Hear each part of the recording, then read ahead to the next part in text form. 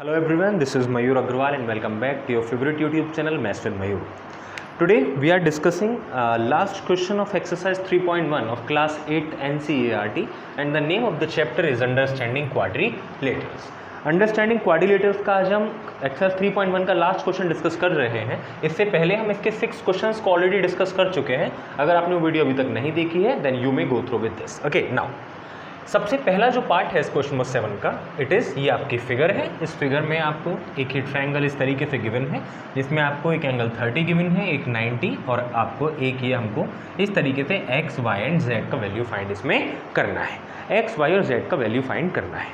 इसको कैसे करेंगे ध्यान से देखेंगे। सर सबसे इंपॉर्टेंट बात जो इस क्वेश्चन को करते में आपको ध्यान रखनी है वो क्या होगी मेरे प्यारे बच्चों, एक प्रॉपर्टी आती है क्या कि जब भी हम एक एंगल लाइन ड्रॉ करते हैं तो लाइन पर इस तरीके से अगर कोई भी लाइन आती है, लाइन का मतलब कि अगर कोई भी लाइन एक ट्रांसवर्सल के थ्रू दो एंगल्स को फॉर्म करती है, उस पर दो एंगल बन रहे होते हैं, एक इंटरनल और एक एक्सटर्नल। मतलब अगर मैं एक ये ट्रायंगल ले लूँ, let's say the name of the triangle is ABC, और अगर ये एक लाइन है BD जो C से एक्सटेंड हो रही है आगे की तरफ, तो इसका एंगल C तो क्या हो जाएगा, ये ACB तो क्या हो जाएगा इंटरनल, और ACD क्या हो जाएगा एक्सटर्नल। याद क्या रखना है कि इन दोनों एंगल का जो सम होता है, angle ACB plus angle ACD, ये हमेशा किसके इक्वल होता है, ये हमेशा 180 के इक्वल होता है। ये दोनों मिलकर एंगल हमेशा क्या फॉर्म करते हैं, लीनियर पेयर फॉर्म करते हैं।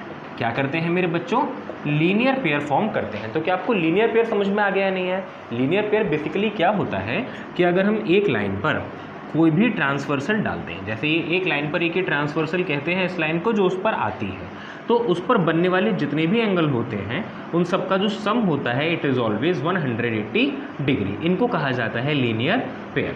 आई hope you are getting the point guys. ठीक है, तो यहाँ से आपको बस ये याद रखना है कि इंटरनल और एक्सटर्नल एंगल का सम हमेशा कितना होता है, 180 degree by using linear pair. अब देखिए, इस प्रॉपर्टी को ध्यान में रखते हुए हम इस क्वेश्चन को सॉल्व करते हैं। आप देखिएगा कि कैसे करेंगे, आप देखेंगे कि हम इस क्वेश्चन को कैसे सॉल्व करेंगे। इस बात को ध्यान रखिएगा जो मैंने आपको बताई है। ओके, नाउ सर सबसे पहले मुझे इसमें x, y, z निकालना है।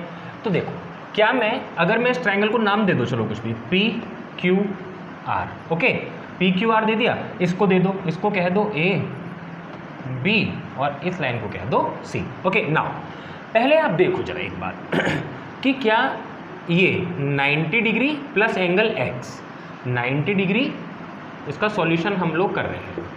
सर क्या ये 90 डिग्री और प्लस x मिलकर क्या बना रहे हैं, देखिए ध्यान से जरा। एक ही लाइन आ रही है कंप्लीट और ये इस पर ट्रांसवर्सल आ रही है नहीं आ रही है, तो स्ट्रेट लाइन पर ट्रांसवर्सल पढ़ने पर जितने भी एंगल होते हैं वो सब क्या फॉर्म करते हैं, they always forms linear pair. क्या फॉर्म करते हैं, लीनियर पेयर फॉर्म करते हैं। तो क्या हम कह सकते हैं 90 plus x is equal to 180 degree by using linear pair. कौन सी प्रॉपर्टी से, लीनियर पेयर से ये क्या हो जाएंगे, 180 हो जाएंगे। तो यहाँ से x का वैल्यू निकाल सकते हैं क्या हम, 180 minus x, 180 minus 90 is equal to 90 degree. क्या x का वैल्यू आ गया या नहीं आया बच्चों? I hope you got it, how to find the value of x आ गया 90। Now we move to z।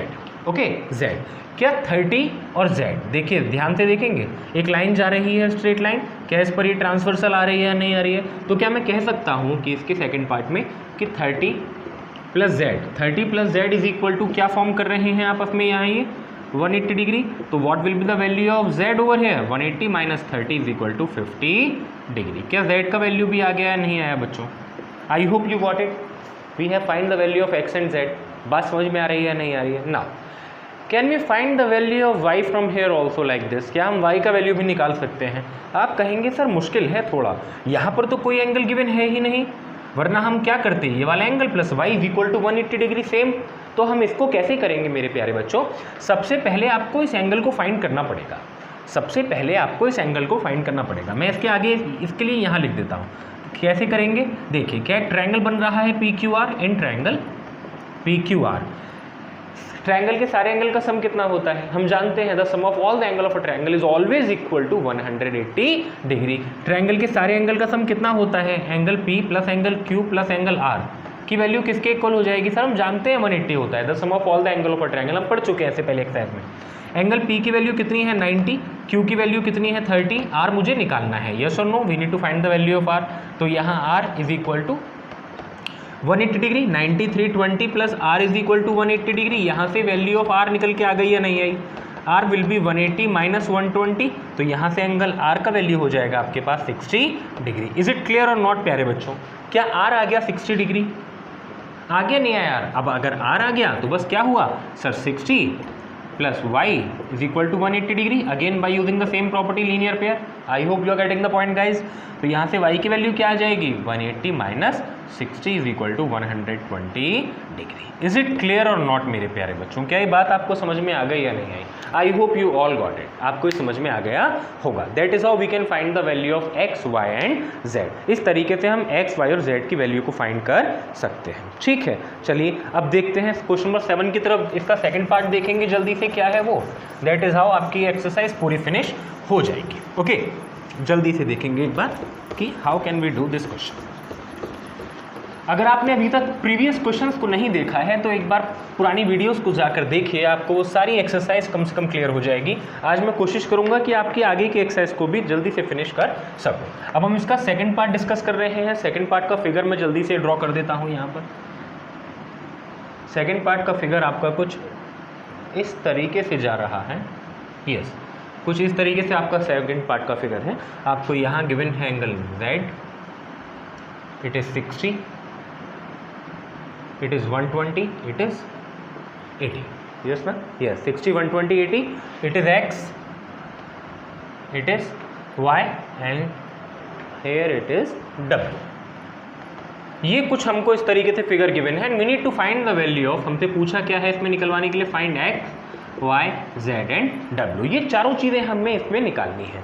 इन चारों चीज़ों को हमें इसमें फाइंड करना है। Now how can we find this? अब सोचिए, इससे पहले वाले क्वेश्चन में जो सारी चीज़ें लगाई थी वो दोबारा लगेंगी यहाँ पर, सही है। अब अगर आपने वो वीडियो नहीं देखी है तो मैं आपको समझा चुका हूँ, एक बार जाकर उसको देखिए कि how can we find the sum of all the interior angles, मतलब किसी भी सारे एंगल का जो सम होता है किसी भी पॉलीगन का वो कितना होता है। पहले इससे पहले वाले क्वेश्चन में क्या था, ट्रायंगल था। इसमें देखिए क्या है, कितनी साइडेड फिगर है ये, 1, 2, 3 और 4। ये क्वाड्रिलेटरल है, 4 साइडेड फिगर। और 4 साइडेड फिगर के ऑल एंगल का सम कितना होता है, सम ऑफ ऑल एंगल कितना होता है? सर हमें पता होना चाहिए कि sir sum of all angles of quadrilateral कितना होता है, हमेशा 360 डिग्री होता है। अगर ये बात आप नहीं जानते हैं तो जाकर प्रीवियस वीडियोस को देखिए, आपको ये बात क्लियर हो जाएगी। हम वहाँ पर डिस्कस इसको बहुत अच्छे तरीके से कर चुके हैं, सही है। अब देखिए सर, मुझे x, y, z, w निकालना है। देखिए मैं सिंपली निकाल सकता हूँ, 60 plus z is equal to 180 degree. अब तो हम सीख चुके हैं बाय यूजिंग लीनियर पेयर।